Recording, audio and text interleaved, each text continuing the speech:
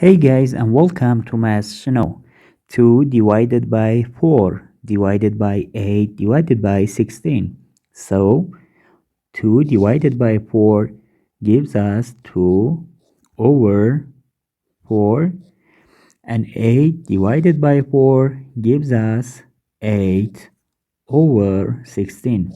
Now we can simplify these expressions. 2 divided by 2 gives us 1, 4 divided by 2 gives us 2, and 8 divided by 8 gives us 1, 16 divided by 8 gives us 2. Now we have 1 over 2 divided by 1 over 2, that this expression is equals to 1. But this answer is not correct.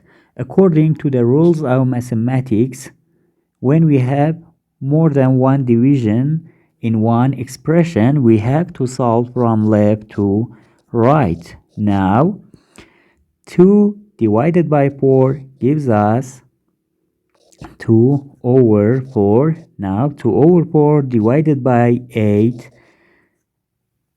Now, according to KCF, that is, keep first fraction, change division to multiplication, and flip the next fraction. So this expression is equals to keep first fraction 2 over 4, change division to multiplication, and flip the next fraction 8, 1 over 8.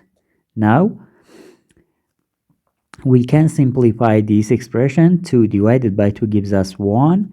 4 divided by 2 gives us 2. Now we have 1 times 1 gives us 1, and 2 times 8 gives us 16. Now we have 1 over 16 divided by 16.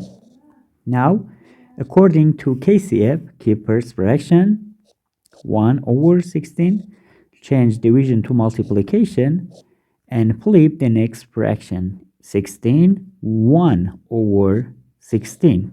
Now we have 1 times 1 gives us 1, and 16 times 16 gives us